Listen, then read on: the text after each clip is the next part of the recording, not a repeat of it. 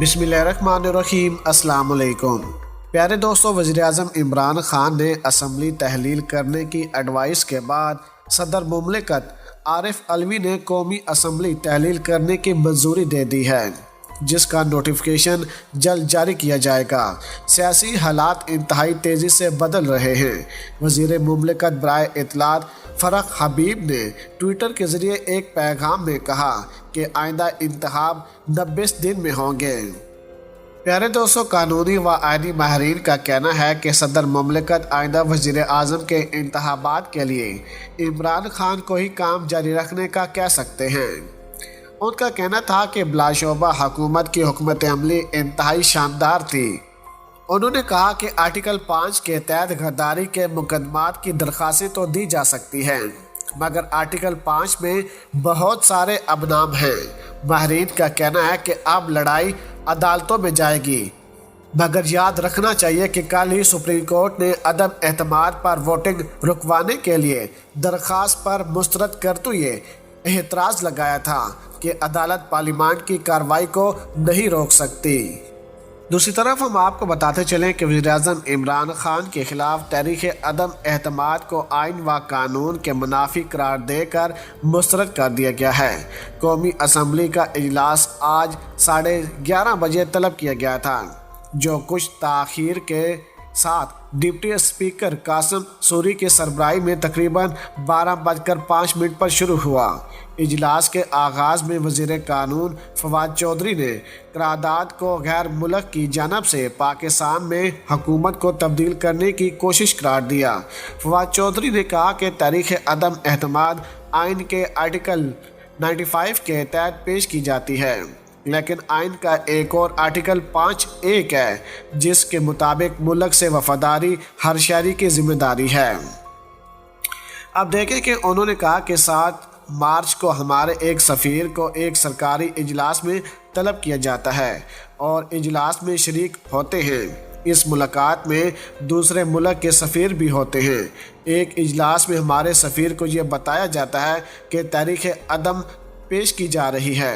उन्होंने कहा कि 8 मार्च को अदम एतमाद पेश की गई थी। हमारे सफ़ीर को बताया जाता है कि पाकिस्तान से इस मुल्क के ताल्लुकात दवार व मददगार इस तारीख की कामयाबी पर मुंतसिर हैं।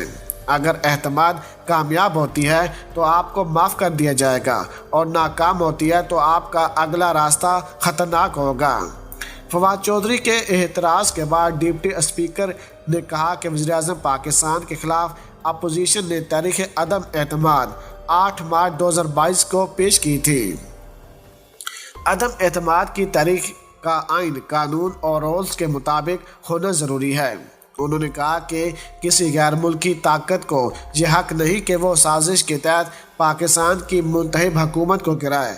वज़ीर कानून ने जो नकात उठाए हैं वो दुरुस्त हैं, लिहाजा मैं वोटिंग देता हूँ कि अदम एतमाद की करारदाद आइन, कौमी खुद मुख्तियारी और आज़ादी की मुनाफी है और रूल्स व ज़ाब्ते के ख़िलाफ़ हैं।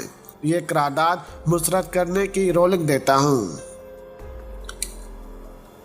उन्होंने कहा कि इस्लामी जमहूरियत पाकिस्तान के दस्तूर के आर्टिकल 54 की शक 3 के तहत तस्वीर करदा इख्तियारात को बरकरार लाते हुए जुम्मा 25 मार्च 2022 को तलब करदा इजलास की बर्खास्त करता हूँ।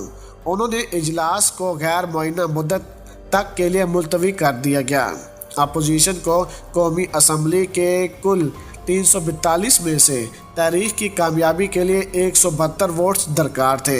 कबल अज़ां मरियम औरंगज़ेब ने एक ट्वीट में इन 174 अरकान असम्बली के अदाद शुमार पेश किए, जो तारीख़ अदम एतमाद में अपोजिशन की जमात कर रहे हैं।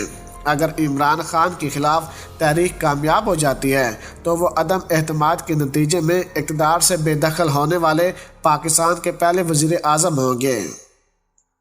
अपोजिशन ने गुज़िश्ता माह 8 मार्च को वज़ीर-ए-आज़म के ख़िलाफ़ तहरीक अदम एतमाद जमा करवाई थी और साथ ही असम्बली के इजलास की रिकवेशन भी दे दी गई थी। आइन के तहत स्पीकर असम्बली इजलास की रिकवेशन जमा करवाने के 14 रोज़ के अंदर इजलास बुलाने का पाबंद है और तहरीक अदम एतमाद पार्लियामेंट में पेश किए जाने के बाद कम अज़ कम 3 बाद और 7 روز سے پہلے اس پر ووٹنگ ہونی چاہیے۔ چنانچہ 22 مارچ تک اس اجلاس کو طلب کیا جانا تھا۔